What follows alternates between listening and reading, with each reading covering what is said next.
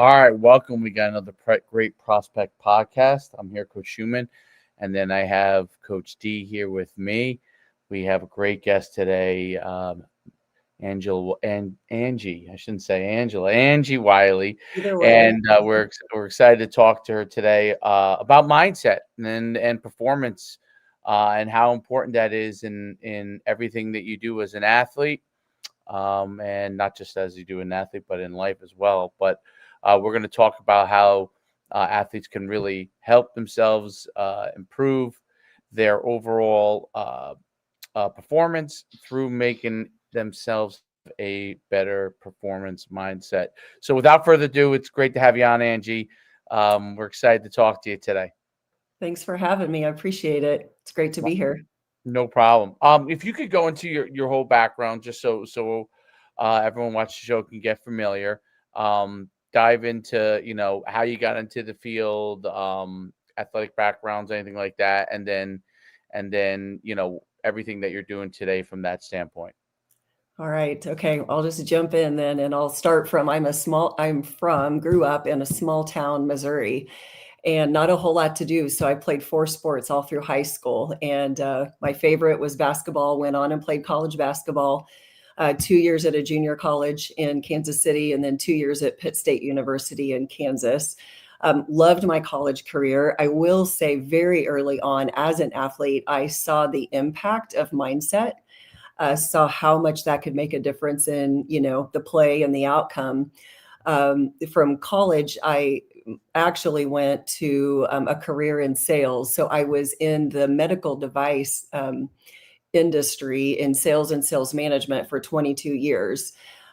During that time, though, I would say I felt a calling really early on, that to teach the mindset, because again, I saw the impact early, and then even in the professional world, I saw how much of an impact it made. And the question was always coming up, especially 30 years ago, why is this not taught? Because it's very teachable and it is a skill. And so with that calling not going away as my own kids got older and into sports, I was still in the device world, but I hired a coach personally to hold me accountable, over, almost 15 years ago now, but to help me move forward. And so in 2013, I started You Are Strong, which is the mindset company that I have now. I started it geared towards athletes. At that point, it was my kids' ages. I was a very easy in. I started doing boot camps, and just started teaching the skill. I ended up going full time with that in 2021. And so that's what I do now. And of course, the world went virtual and have had the opportunity to work with athletes all across the country at this point, work with teams as well. And even in that professional world too, right? Because I think it was said earlier, it's like sports parallels life. So, whether your high performance is, in your chosen sport or out in the career world, mindset impacts everyone. So it really just kind of flows from one to the next. There's no doubt. And so the Pittsburgh State Gorillas, right, in Kansas? Yes. Yeah. I was a gorilla. Very unique. Always had a great football program, as I remember. Probably still do. So you got into this field. What was the impetus? Was it when you were an athlete? Were there any things that you struggled with yourself that or other people struggled with that you thought, you really wanted to dive more into this field? Yeah, I mean, it's probably watching, I became a student really early on. So I think that was to my benefit, but you can look around and see when people get in their head, and not that, obviously I did. You don't play sports and not get in your head at some point. But, just seeing how athletes hold themselves back based on where their confidence is, where their belief is in themselves, if they're overthinking, and even just so many competitive athletes think they're supposed to play perfect and they give themselves zero grace with, mistakes. And so it's just, man, when you get in your head, it translates out on the field and on the court, and you can see the frustration. And I think that, again, like that's where that question kept coming up for me personally, was why is this not taught? teaching someone those mindset skills makes such a huge difference. Why do you think it is not taught? What are some of the reasons why, you see it kind of put on the back burner a lot of times, unless they're professional athletes or college athletes where they're at a big program? Why do you see that it's not taken as seriously? I mean, obviously it's emerging now much more, Yes, yes. but why do you think that until real recently, that had been, something that really people didn't talk about that much? Um, I think one, it's the coach that's out on the court, right? So the coaches got to understand it, and they're the ones that's trying to speak that into the athletes. And coaches are going to say things, they're going to drip on their players, but one, do they have the tools needed to really help an athlete translate what does that mean and how to put it into action? um, you know because a lot of times they don't, unless they've been a student of it themselves. And then it Mhm. also becomes a time, you've got a coach has, X number of hours or whatever to teach the X's and O's and the skills, those physical skills. And so that is the first thing that a coach works on. And a lot of times I think too, it just kind of becomes that time thing where you have to you can't just drip on an athlete and really expect them to change or to pull them out of that downward spiral or that low state that they're in, the slump, right? um, you know uh, it's taken a little bit more time in teaching them how to control their state and their focus and that mental side of the game. And I think a lot of times that just doesn't get done. It's a difficult thing. It's something that unless you have the skill set in there, you really need help. Coaches don't understand how to motivate. They might understand how to lead, but handling situations where may be out of their framework is not something they are used to doing. What are some of the things that athletes like? How do you identify when an athlete might need help or start to need help in that direction? For me, of course, this is what I do, but I believe it should be taught even proactively. Okay. Right? If athletes were taught ahead of time how powerful their mind is and how important it is, what you were thinking, when you're out there throughout your days, it transfers into life. So really getting them super conscious of what is going through their head and what stories are they telling themselves in any given situation. Mm, So ideally, proactively, but most of the time when I get athletes, it's especially if it's it's middle school through college, but it's typically the phone call from the parent, and the athlete has Right. just completely downward spiraled. So I usually get the athlete when they are completely frustrated, angry, mad, upset. The parents are too. They've hit the end of the road. They don't know what to do. They've said all of the things, right? And you can say all of the things like, you're better than that, just have confidence. So it's like you're trying to build your child up, but until you can peel back those layers as far as like what is going on in their head and start changing that dialogue, the perception, the story, then that athlete themselves are able to bring themselves out of it.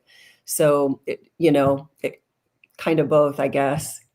Proactively is Yeah, no, ideal, but yeah. I think that, yeah, but I think, Angie, you make a great point there is, even talking about what you do, like you get them when they're already off the cliff, like they're yeah. already at rock bottom, whereas if this was something that we could instill in our athletes at a younger age, and I'm not talking, you have to hammer this point home, but just make them aware that what's going through their head is kind of normal, right? That self-doubt, that lack of confidence, that's all part of sport. That's the ups and downs of sports in general. I think if you approached it, or more coaches approached proactive mentality of let's talk about this from the beginning, then you wouldn't have that aspect of it, or at least it wouldn't be as dramatic or as drastic, where now you're literally pull them out of like the depths of hell where they feel like they are mentally, it just wouldn't be such a long path back, right? Where Right. you could kind of put some of that work into it. But I 100% agree. Coaches just, there's so much going on in a coach's world, right? Especially when it comes to, high schoolers, and there's just so much off the field that they are not equipped to handle when it comes to that. I also think that, and I would love for you to touch on that, the fact that each kid, each athlete is different in their own mindset and their own, right? Like that, how does that individuality play a role when it comes to their own personal mindsets? How different is every kid? Well, yeah, you said it. Obviously, every kid is unique. But I would say that the principles of teaching them, what they need to know to pull themselves out of any situation, those principles are the same, right? And, I get athletes when they're all over the place, and I've even had as young as 8 and 9-year-olds, and that typically that's like a gymnast that's in the gym multiple hours Yeah. ready and really getting in their head. But so it's like all different walks, all different ages. But again, the foundation of the mindset, is really starting to get the athlete to get conscious of what is going through your head, right? You've got to start paying attention to how you are talking to yourself. And I do start training the athlete of we're going to develop you into, you are going to be your own internal coach. Right. Mm-hmm. So that way, the better they get at catching themselves in the negative stories and in that negative dialogue, Mm-hmm.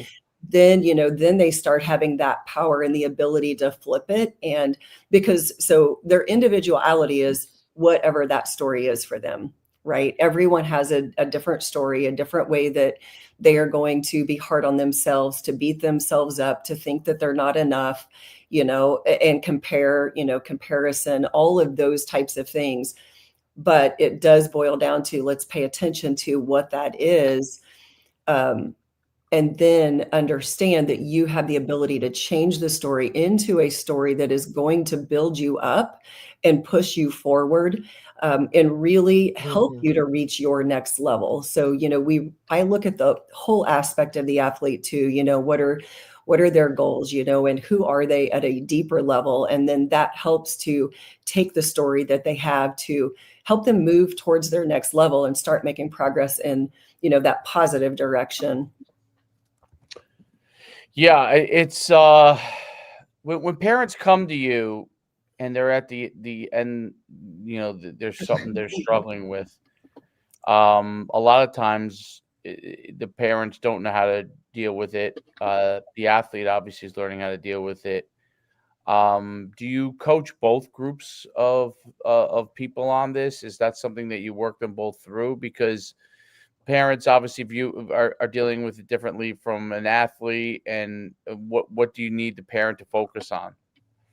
Yes, I do end up working with both, especially if I'm working one-on-one with an athlete. I do have things where you can go through the video series and it's not a lot of touch with me, but then I obviously coach athletes one-on-one. And when I do that, I am staying in touch with the parent and coaching the parents somewhat as well.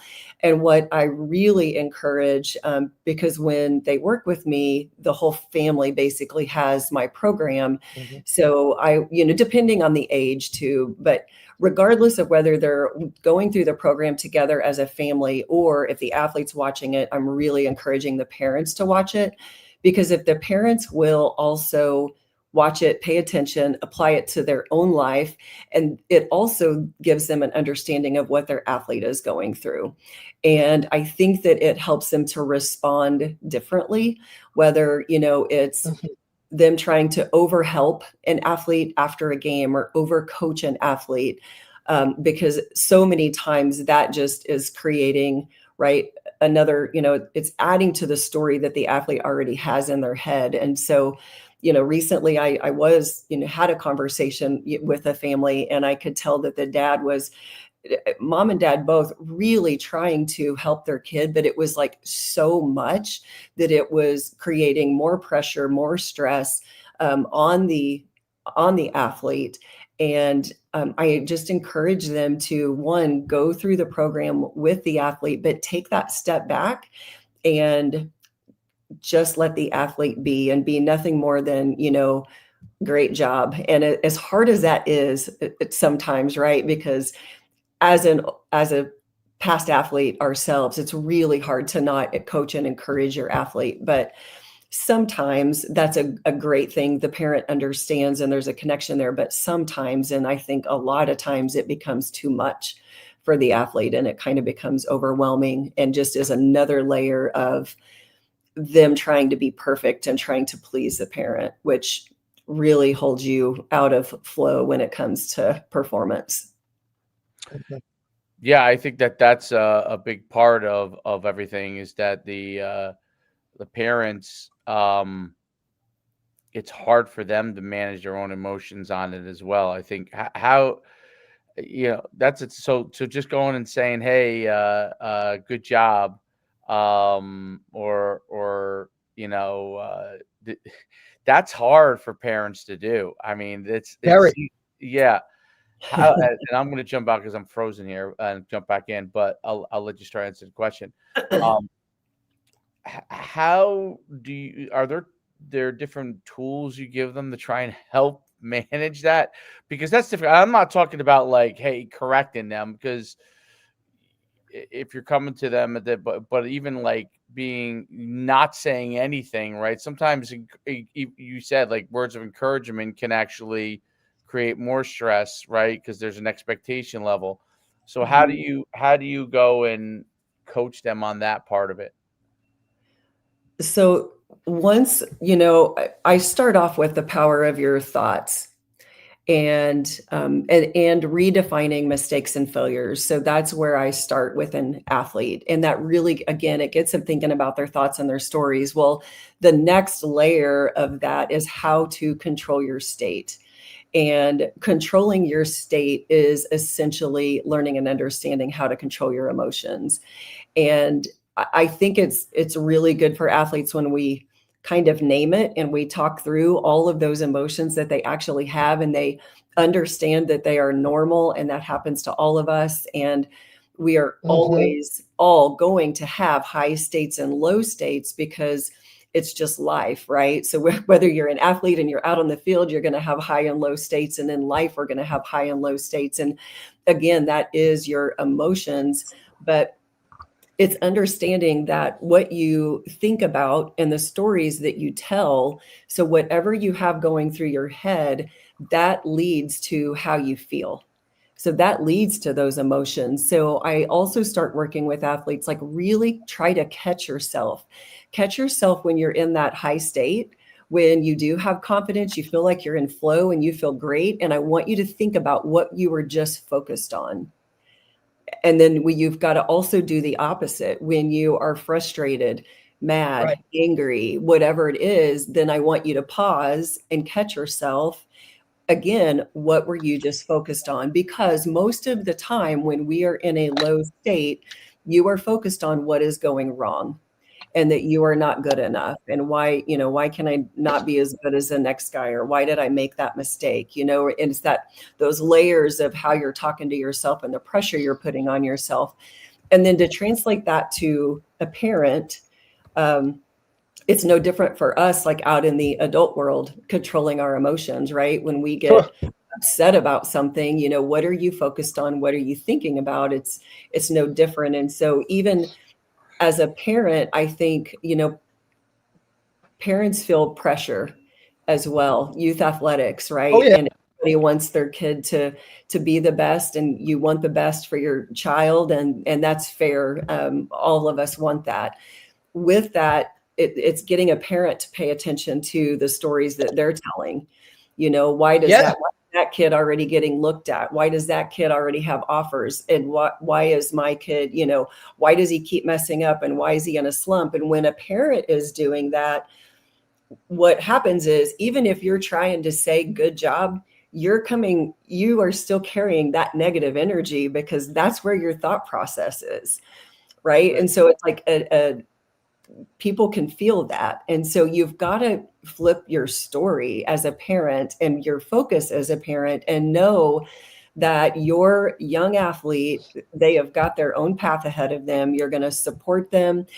Their job is just to be the best them that they can be. And I think as parents, so many times it's the comparison thing, and a parent feels like their child's behind, and then there comes the pressure, right, that they're putting on their kid, and for a parent to understand that you are actually hurting your kid most often, because that child feels that pressure whether you're directly saying it or not, and it makes them feel like they are not enough. So yeah, Angie, I think that's a great point, right? Because I mean, the compare and contrast aspect of everything, especially with, social media and likes and clicks and all this other things, and just it's really it's brutal. The eyes. I mean, it's not. I mean, it's just opened the eyes of parents to see more of what's out there, and for the most part, it used to be when they only saw what was in their town or whatever league they were in, or maybe the other town that the team was playing. It was very kind of tight knit, small. Now you have with all the travel teams and now out of state stuff and people traveling all over the country with travel ball. And this is, across all sports, right? And then, hey, I see this, 15-year-old kid and he's got an offer and he's, over that stuff, I think, has really just kind of poisoned the well, to go along with, hey, now you're sitting in the bleachers, right? And, this mom is talking about how Billy he's on this travel team and then he's doing all of this extra stuff, right? And now why is my son not doing that? Or why didn't he get asked to do that? And now you have that compare and contrast thing where, yeah, you start pushing a little bit more when you need to know exactly where your kid's at and they're right That's where they need to be point. Type thing. You know what I mean? Like, I think that's just a lot of that stuff is really, like I said, poison the well a little bit in terms of that. There's also not a parent that's willing to stand up and say, you know what, like Jimmy's out here because he just wants to run around, right? Like he just wants to be a part of it. There are some, I think, there are. They do, but you know what happens is, and what makes it very, they very get difficult. muffled. If you're in, we talked about this, like really, there's really like 3 levels of sports now, and you have to kind of identify that. Like, is your kid not striving or somewhat near a higher level? Is he in that like travel ball, but not the highest level? And then is he really a recreation athlete, having a good time learning the sport, right? And me and Derek talk about this all the time. We really think there's 3 levels. Well, the problem is that everything is always 2 levels. Everyone's trying to be like a travel, quote unquote, high level, or they're trying to be in rec, right? Yeah. And then rec is mad at travel ball people that are in a rec thing and they're dominating. And then travel ball people are mad at rec people that come in and think that they're in travel ball, but they're really not at that level. And all this, because there's really 3 levels. But the problem is no one wants to be in the middle level, which is I'm better. I'm advanced beyond recreation, but I'm not yet really putting in everything to it. Okay. And maybe you shouldn't be, you know what I mean? Right. Because that doesn't work around when they're all drinking wine or whatever, or beer or whatever, you know what I mean? And it doesn't work in the social circles, right? And I think because everybody wants their kid to be taught, hey, Billy's either on this team and he's on this team. Yeah, I'm having fun. I don't care about that. Or my kid is trying to be the best, right? And most kids are really in that probably middle realm. Right. Yeah. Now, they're trying to be better, but they're not really that elite guy. And that's the majority of people. And then, there are the people that want to, that's why rec has been struggles in a lot of places because there are a group of people that want to just learn the sport for fun, but as soon as they advance beyond that, they want to get out of rec. So that what makes rec hard kind of deal. Yeah. What and Derek brought this up because it's really, really, really important. How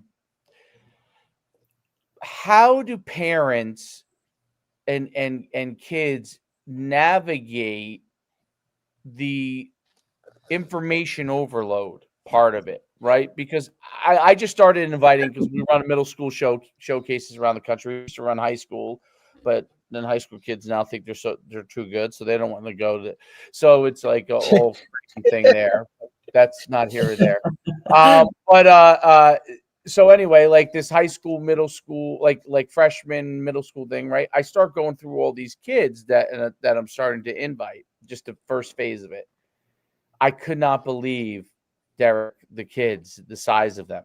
All right, these kids. Now, these are obviously the higher level to begin with, and nationwide. And I see where parents begin to freak out, right? Because I'm literally looking at a in North Jersey, a 6'2", 165-pound wide receiver in 8th grade, and I watched the film just because I was curious, and he was really good. and then I see this guy in Texas who's a lineman who's 6'4", 260 pounds, and actually can move at 8th grade, right? So what happens is the kids who are really in the middle, they start to freak out. Their parents freak out. They freak out. Yeah. Why are we not that size? Why are we not there yet? Right. And it's like, well, mom, you're 5'8" and dad's 5'8", and that's why right. is 4'8", right? Like there's genetics to it. So, but look, Angie, that's part of it. But that's part of it. It doesn't change that they freak out, though. But that's the big point. Is it doesn't, and then the pressure gets put down on the kid that he doesn't even know that pressure is there. Okay, gets put on the kid, and then he's trying to do things out of the realm. Is there? But Dave, I think Angie made a good point though too, right? Before you even get into your question, I think Angie made a really great point that if we were proactive in this and made these parents and children more self-aware of the feelings that are coming about, then this wouldn't be such like a wow moment, right? Where they've already kind of had this, like, hey, this is coming, right? Like there's going to be a time where you're going to have to decide, do you want to do this for fun? Do you want to do this for this, right? The mental side of it in terms of how serious do you really want to be about this? And that's really hard as a kid at the younger age because you don't even know what's going on, right? For the most part, you're trying to just learn so much, that information overload, right? I mean, I think that's kind of part of it too. But go ahead, Dave, ask your question because I'm curious to see where you go with it. I think that where I was going with is the expectation level and what those athletes need to manage, taking the parent out of the mix. So obviously you're talking to the parent, you're going to have a decent amount of parents who don't understand it. As they become middle school athletes and they start to take things maybe a little bit more seriously, how do you get them to understand that they're on their own journey? Like what are, because the thing I'm always looking for is like tools, right? What tools help them to get them to understand that they're on their own journey? And for example, they come out of a game, they play well, but not as well as they think they should have played. Let's take the parent out of it because someone else maybe was in that same game that was at a different level from them. How do you help them manage that part of it and the things that they can control, not the stuff that they can't control? Well, you kind of nailed it right there. You just was talking about what can you control. And I really do focus on that with athletes because you're not always going to be able to, control the outcome, right? It's like, but what you can control is how you show up, the effort that you're going to giving 100%. And then it's really working with them to build that trust. And I do look and work with athletes really focusing on you are more than an athlete, because I think identity can really get hung up in that when you're a competitive athlete, that's their whole identity. And so when your whole Right. identity is Right. I'm a competitive athlete, and it's like, no. So part of my program is like, you are more than an athlete. And what You're do way you, more than that. There's more that you have defines you than talent. just sports Yeah. and just cleats and just Yeah. a ball. But And like, go ahead, Angie, go ahead. yeah, no, it's just them really looking at those gifts and that uniqueness, and appreciating like some of that uniqueness that they have. Because I also think sometimes the things that make us feel different, um, especially kids, because you're trying to fit in, they'll suppress that, and instead of that, that could be the one thing that where you are going to shine in life. Right. And so it's like looking at all of the gifts and talents that you have and really appreciating that. And I also, I tell athletes and parents all the time, 7% of high school athletes are going to go on to the next level. That's it. Right. That is it. And so, yeah, it's like I use those numbers all the time. Right. And it's really like the most important thing that is coming out of youth sports or youth athletics. It should be who you become. Right. How do you handle resilience? How do you handle mistakes?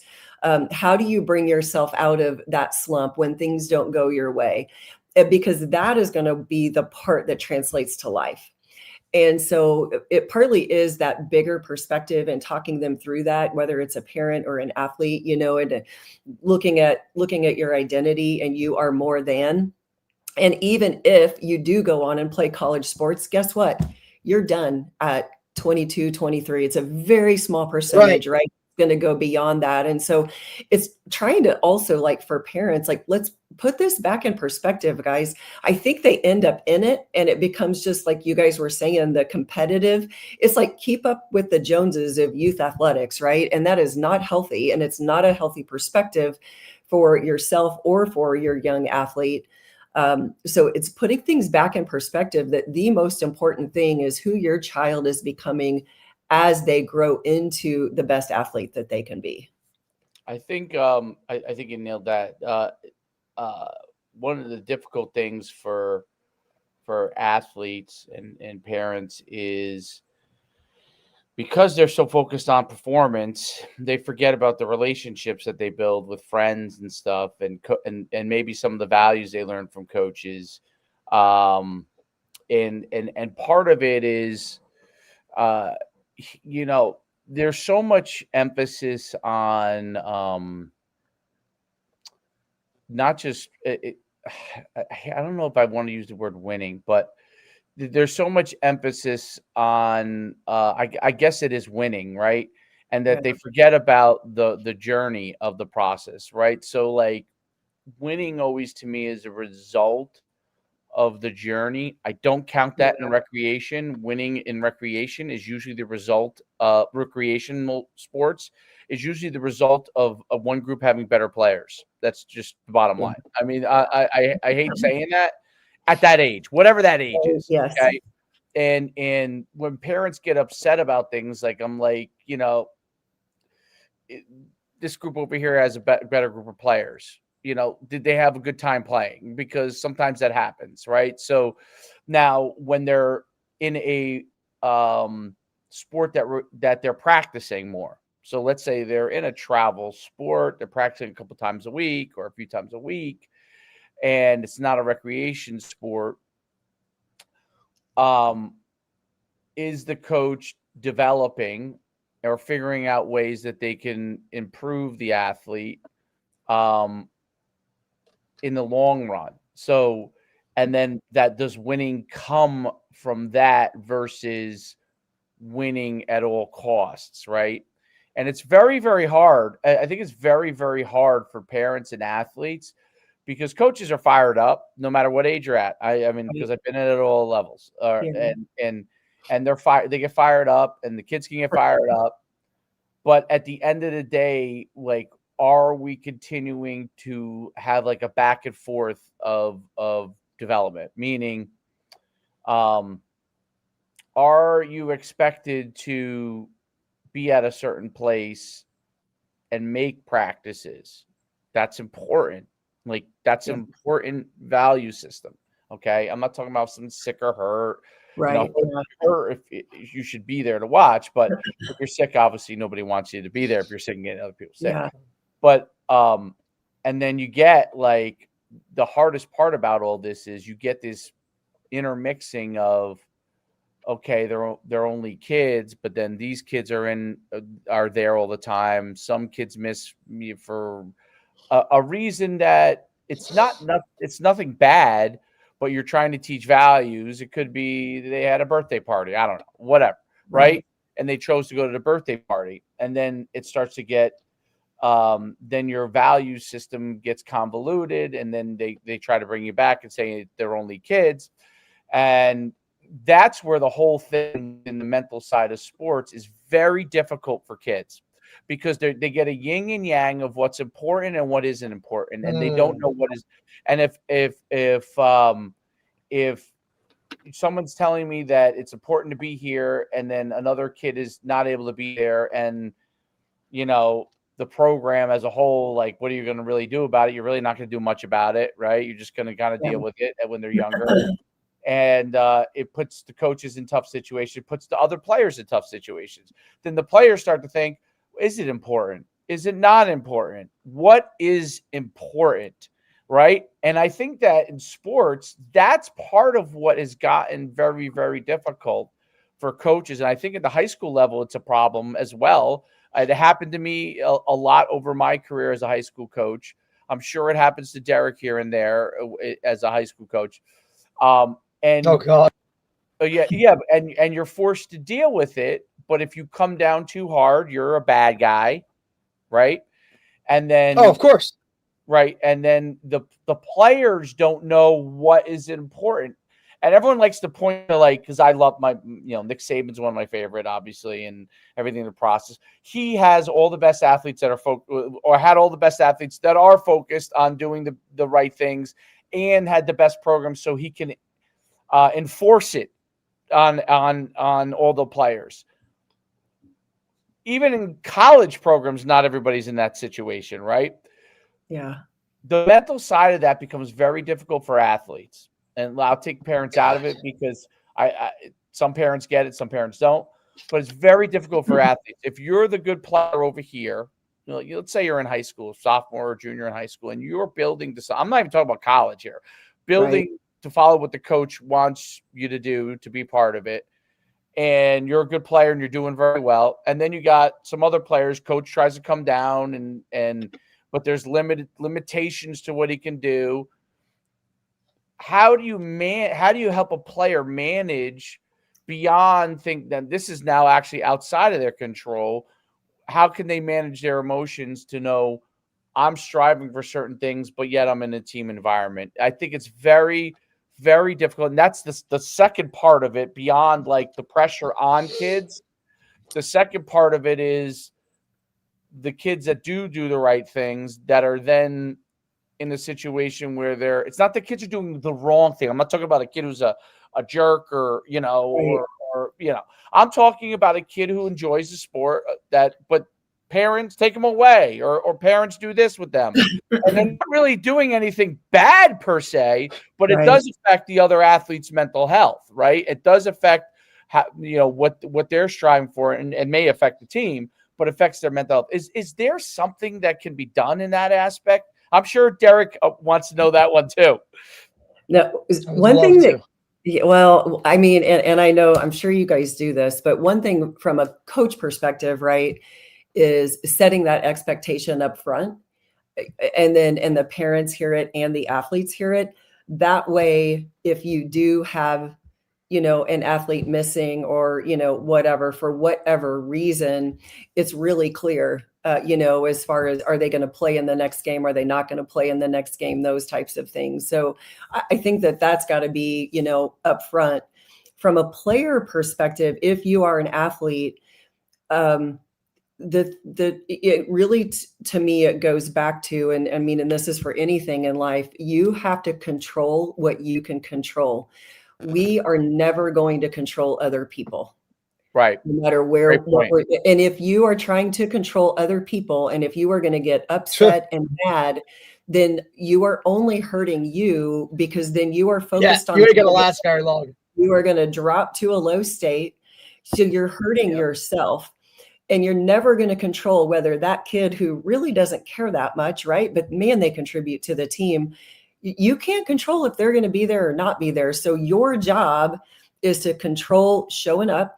You're giving 100%. You are doing everything that you can when you're out there. You're showing up in a high state, because then you are giving yourself the best shot, and you're still giving your team the best shot.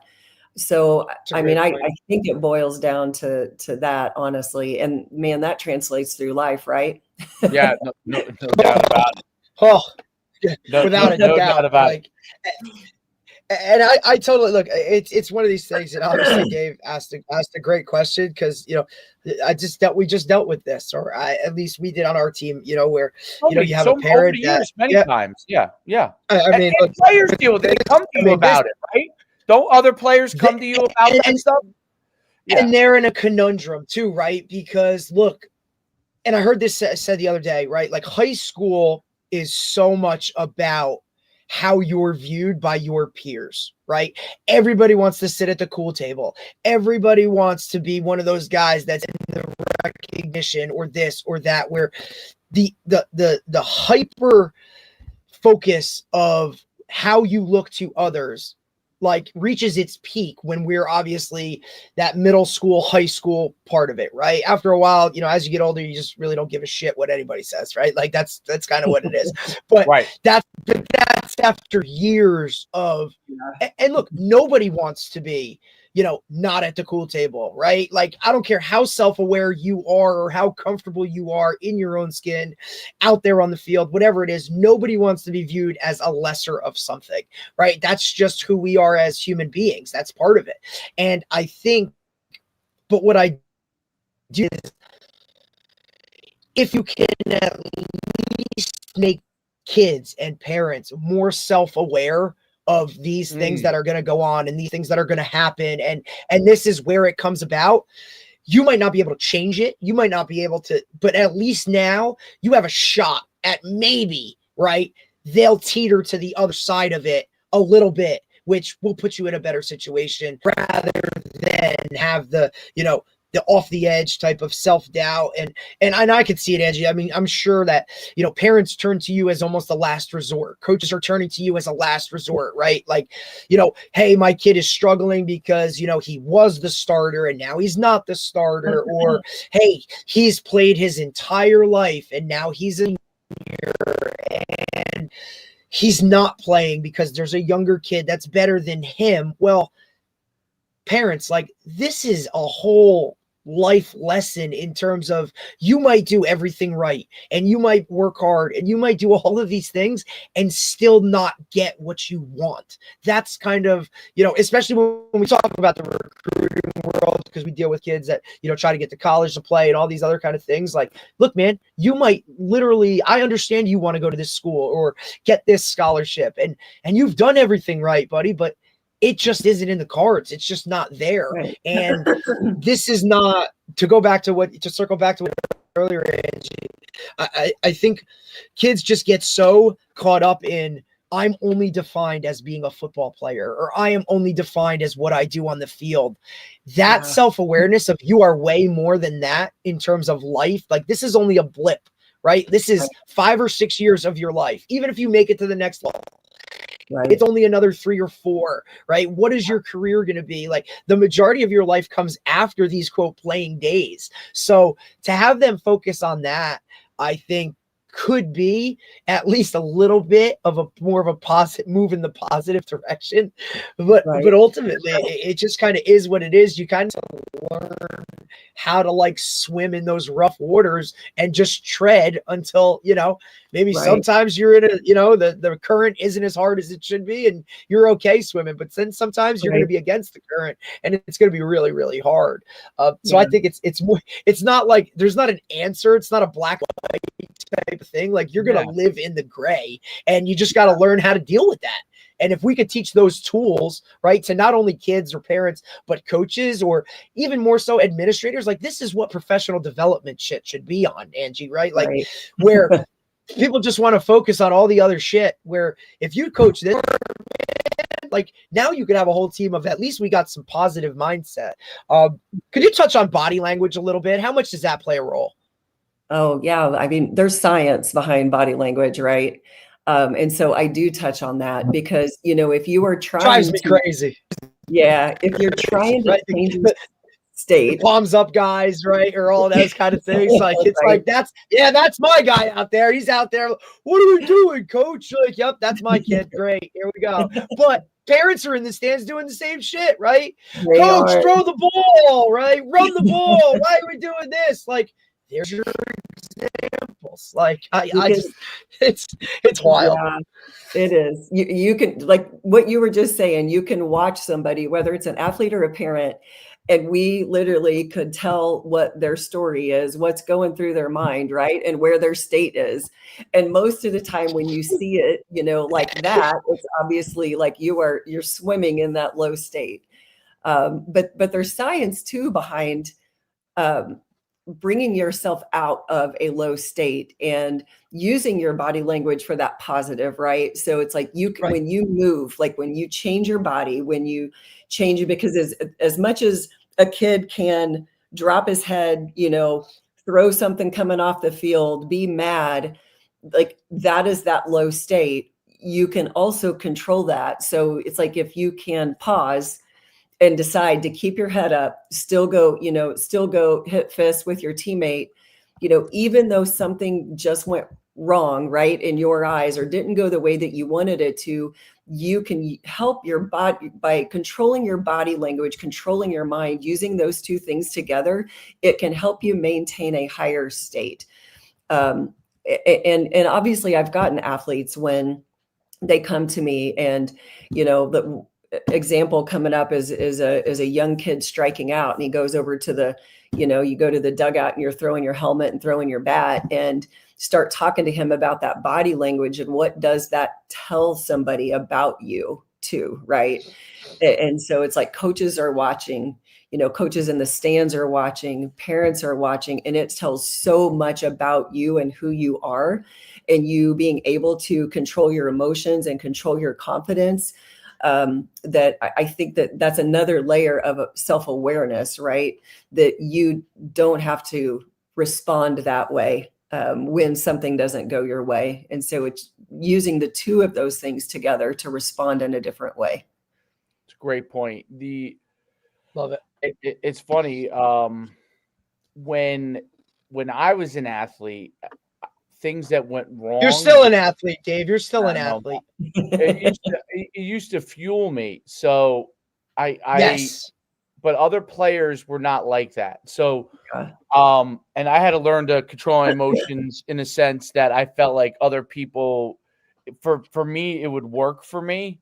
Like I that's just how I was wired. Like I can like get more intense, and I have to be careful with as a coach as well, because I get more heightened when I get intense, but other people are not like that, right? So, and Derek knows he's coaching me, so I'm able to coach better. And sometimes in those situations, and I've had some of my best coaching days or playing days when I've been something went wrong and I got frustrated. Yeah. But most people are not like that, and Right. so I think the that. rarity. Right. Very rare, very rare, very rare. And most people can't read and will read it the wrong way. Correct. And that brings other people in different directions.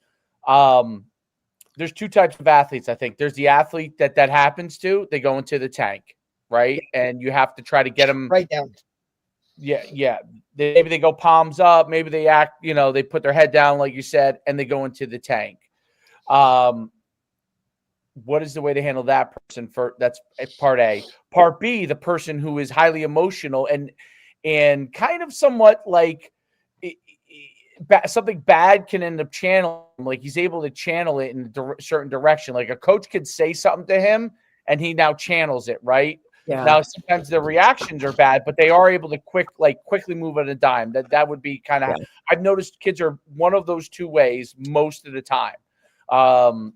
And how do you get them to those guys to be able to react in the proper manner, or figure out like a strategy that they can react in the right way, so that doesn't affect the rest of their teammates negatively, Right. though either they can hand, even one might rise to the occasion with that and the other one goes into the tank, right? Yeah. But they still can affect their teammates negatively, or people around them negatively.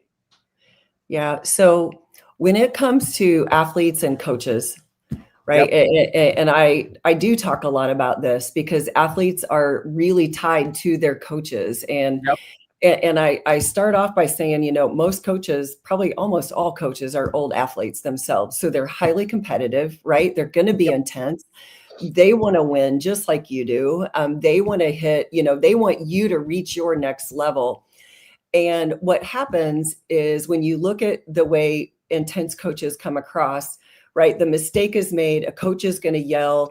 They're getting onto the athlete. And then this is where the athlete is going to create a story, right? So you just yelled at me and I'm going to decide, okay, he doesn't think I'm good enough.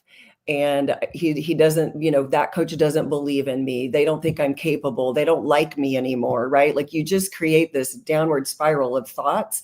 And then what happens is that athlete's belief attaches to that. And they also think that the coach doesn't like them because of the Personally. Personally, because of the Correct. story that they've created. Correct. And so, Correct. and I start off with this early because I just think that this happens a lot. And so I challenge them. What if your coach does care about you? What if your coach is only trying to push you because they know that you are better? They want you to hit your next level. And so that coach may come across intense, but he's trying, or he or she is trying to get you to channel it for you to really hit your next level. And I talk to an athlete or anyone that if you let a coach or somebody saying anything to you take your power away, which is your confidence, your high state, then you are giving your power away to that other person. Because I have worked with athletes and especially in the college level that really does have a negative, a negative coach, right? Right, of course. Not a positive environment. Right. And it goes back to you cannot control how that coach is going to coach. You cannot control how that coach is going to respond to mistakes, what they're going to say to you, anything. However, you can control, the only thing that you can control is you and your response. And your response, you have got to condition your mind just like you condition your body so that when you are getting yelled at, you are not dropping to a lower state and you are able to maintain that focus and create the story that's going to serve you.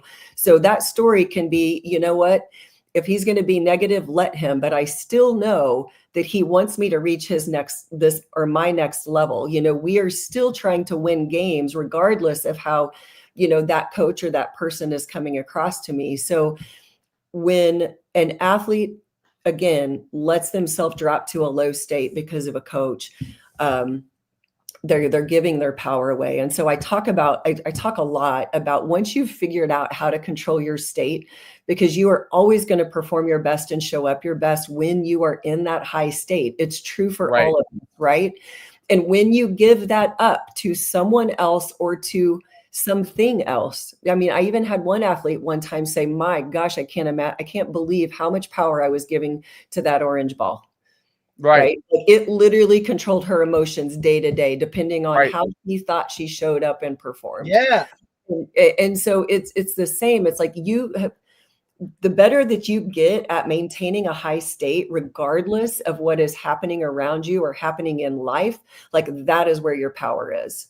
And that is what I ultimately try to teach, and you said earlier, like kind of talking about treading water. And it's like things are always going to come at us, whether it's in sports or it's in life. And we always have a choice in how we can respond. And that is where our control is. Outside of that, like, again, the only thing you can control is your response. Yeah. It's a great point, Angie. It really is a great point. The other thing that I thought was he must have a interesting. bad connection, but Yeah, I have a bad gotta connection. love I don't know what's technology. going on today. I think you're so spot on with it. You know, parents and stuff. It's just so hard to control the outside factors, right? Even for them, like they're dealing with a lot of this at the same time. Meanwhile, they're supposed to be the example for the child.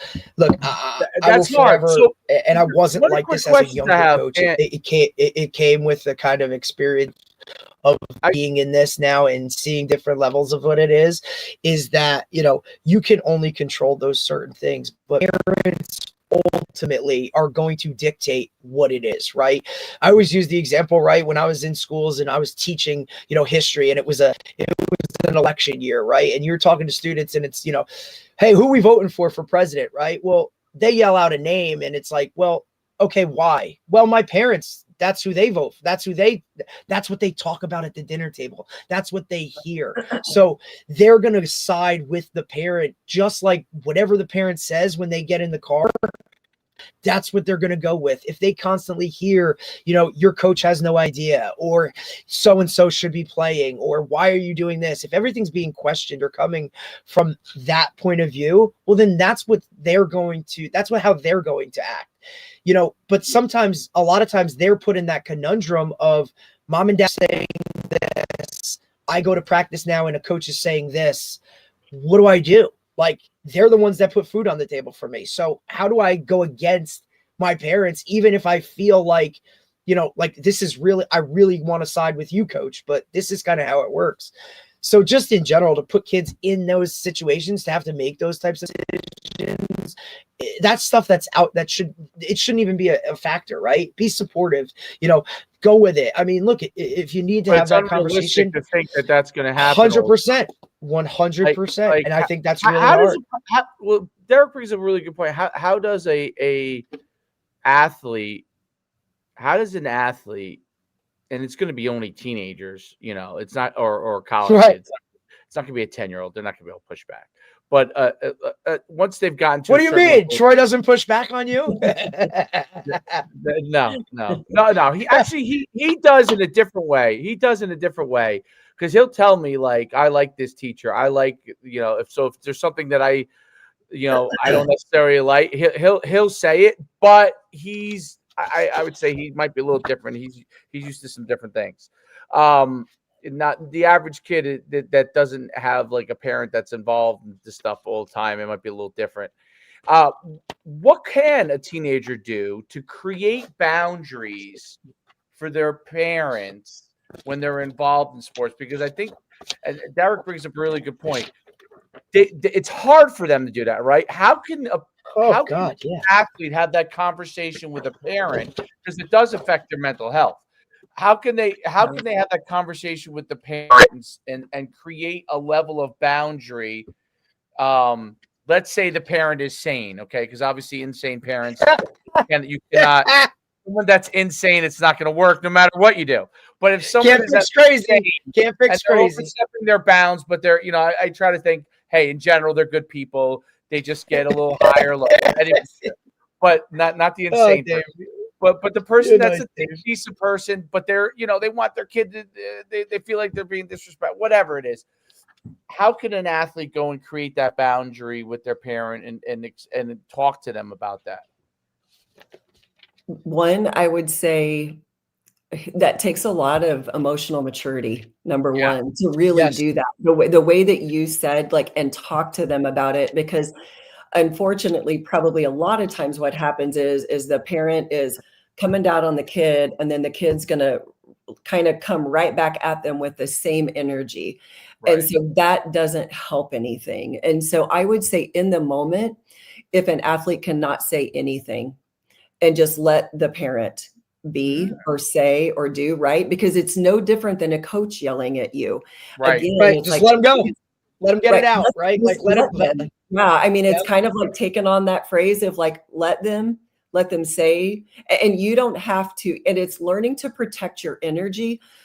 You can let them vent, let them have their views, but you do not have to. It's like, if you push back and you're going to get into an argument or you're going to argue your stance, you are joining them where they're at. And so you have then lost your control of your state. I love that. right? So you're dropping. So I don't care if it's mom or dad or coach, that's what happens. And so if you can let them be who they are, your job, again, the only person you can ultimately control is you. Now, if you are going to have that conversation with a parent, that's a wonderful thing, but you've got to do it outside of in the moment. Right. Yeah. 100%. Yeah. That's not one of those fresh off field conversations. We're not doing that. You need to be able to say, like, hey, when this happens after a game, this is how it makes me feel. Now, if a parent gets defensive, because there's a lot of adults who don't have emotional maturity and can't have that conversation, so then they feel attacked. So then game on again, right? Right. Sometimes you can't control that. And so then as an athlete, it is learning to protect your energy and not joining them. Let them say what they have to say. It's like putting a bubble around yourself, and it's not that you're disrespectful in that. You're still being respectful, but you do not have to take in the energy of what they're saying. There's a level of learning to control, like, how I feel. No matter what somebody outside of me is saying, if you are getting attacked, I can still walk away, and you did not have control of me. You did not drop me to a low state. Now, that is a high level of emotional maturity, but I believe each and every person has the ability to get there. And so I start teaching that, and I've started teaching it to middle schoolers. Yep. And that's, I think, the prime time for that, right? Is because that's when the most pushback does come between child and adult. And look, I posted about it today. Like, a lot of parents need to really kind of understand that, parenthood is the ultimate sacrifice, right? And it's no longer about you, right? Like, you've had your time to shine. Coaches as well, right? Some guys are in it for, to put their name on it, when, look, these kids only have a short window to enjoy this, especially a sport like football, where you're not going to play in a men's basketball league or a softball league, right? Like, football is high school football for the most part, and that's it for a lot of these guys. They have 4 years memories that they're still going to be talking about when they're 60, 70. That's what it is. So I think that part of it too really plays a role. I love the protect your energy thing. I really do. It allows it gives the athlete a sense of self, and they can something they can control, right? In an uncontrollable situation. Hey, I'm feeling this way right now. Like, it's really positive. Like, if you're going to try and pop this bubble or bring me down, I need to take a step away, right? But like you said, that only happens with an extremely mature student athlete at such a young age. It's really hard. But if they could see one guy on the team do it, then the rest would follow suit. That's really kind of how it works. And especially, again, with football, where you have a mass amount of guys on the team. It's not like basketball where there's only a few, right? Like, football is a lot of dudes, and you got to figure out, how can I appease the masses, right? If they would now be one of their peers doing it, I think that might change it a little bit, just because, nobody wants to be outside of that group.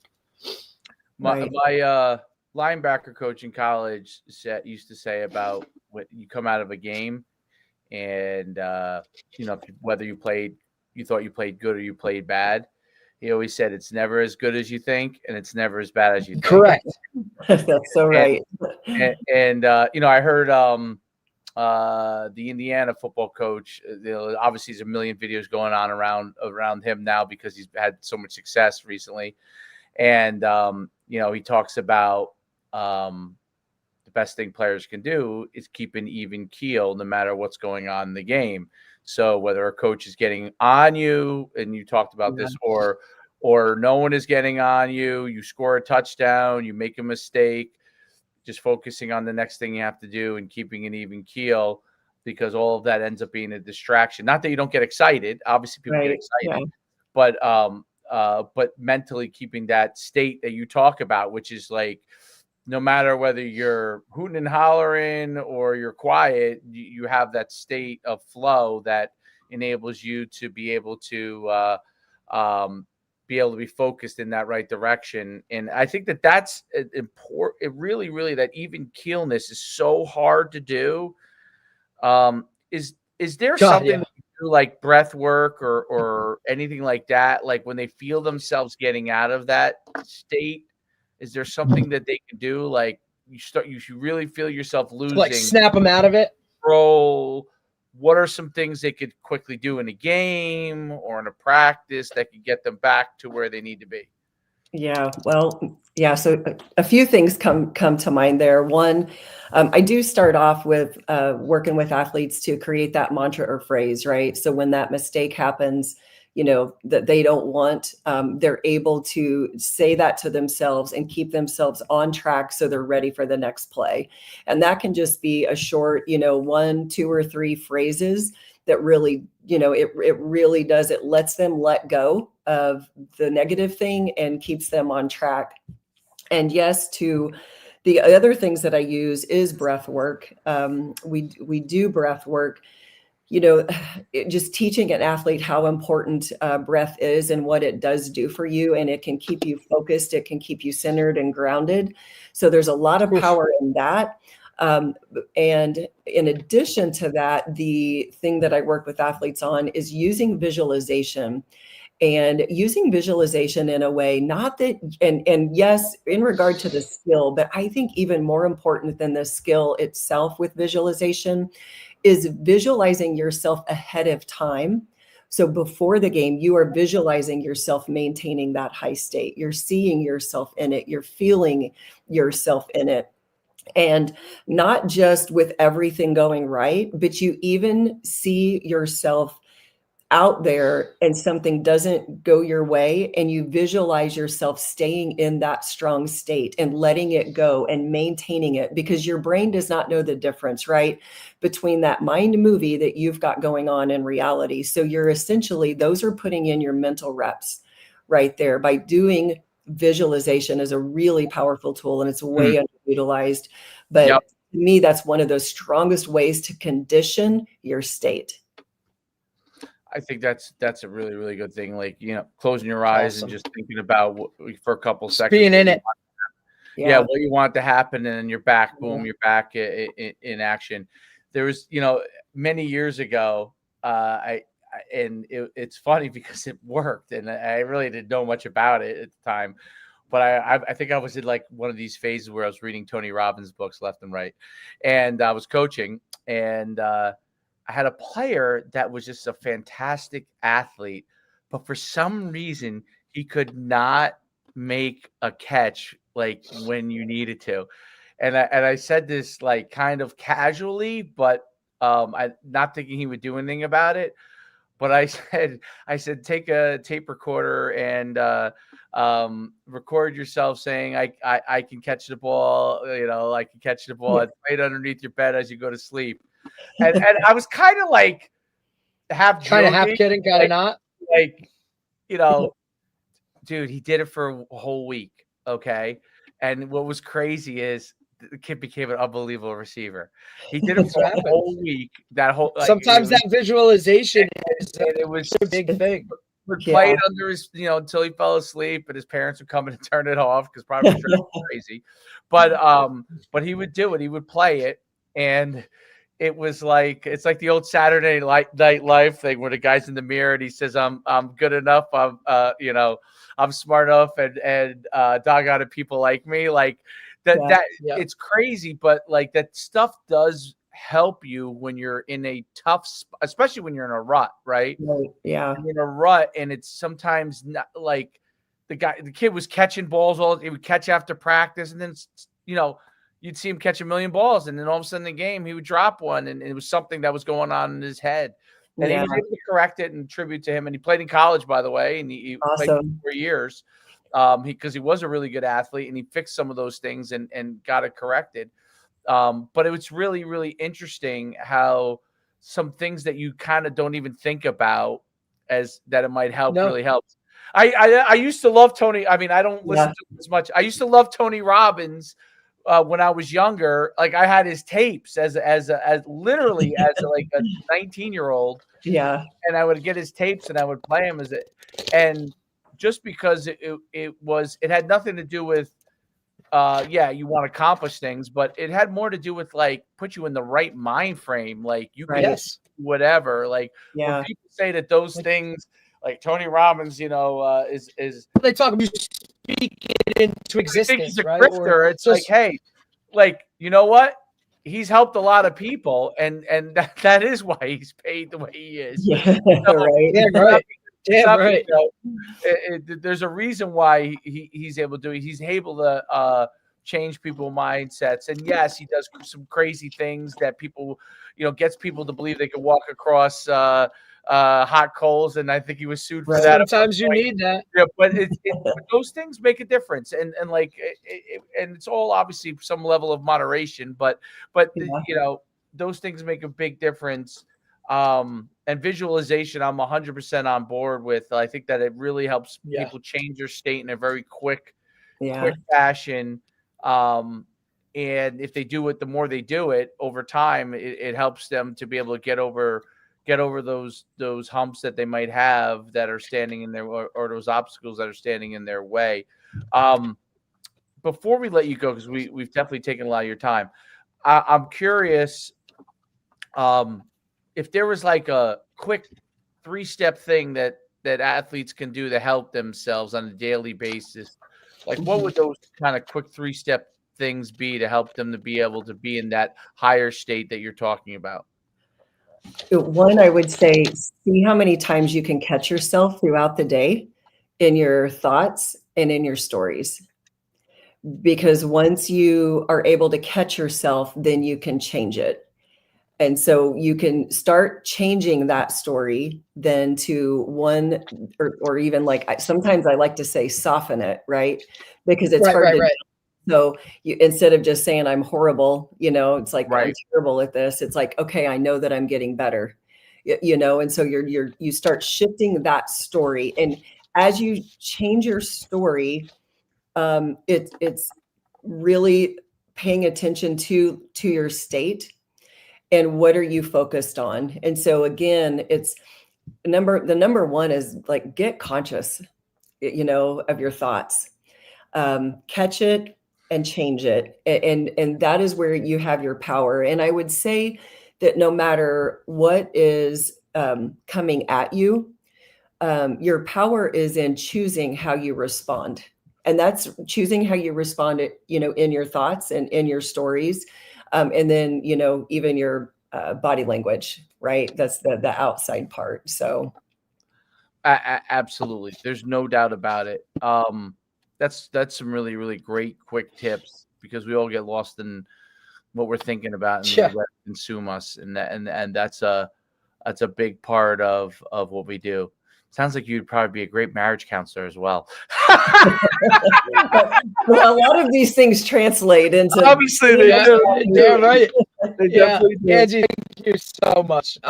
Listen, I can't take. I'm so glad that we connected, and that we were able to work this out. Really, some awesome tips, some awesome insight into kind of the mental side of it, which we all deal with. So, Angie, I really appreciate you taking the time. Thank you. Thank you so much. Yeah. Thank you. Have a great day. Thanks. You too. Bye. I thought I solved my problem, but I can't solve it. I can't solve it. I don't know what's going on today. All good. Tomorrow, we're back again tomorrow, bud. So 10 a.m. with Coach Joe Stokowski from Grayson High School in Georgia. From Grayson High School. I think eventually I need a regular camera here that attaches to it.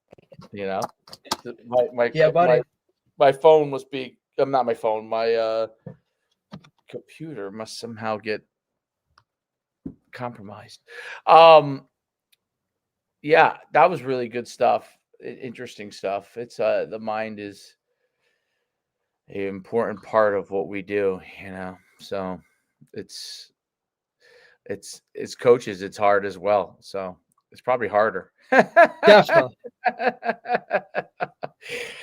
Especially a high school coach. God bless you guys. Fuck.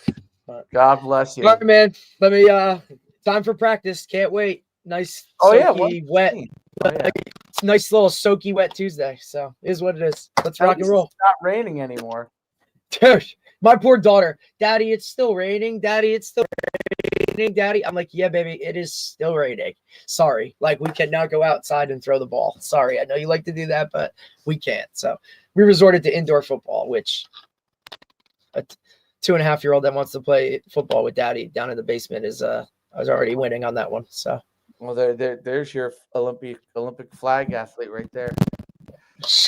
she's mean as hell. So like, I don't know. Gonna have to teach her to pull flags and not hit shit. So here we go. Oh, that's great. That's awesome. All right. Yeah, buddy. Have All right, a good man. one. Talk to you later. I'll talk to you later.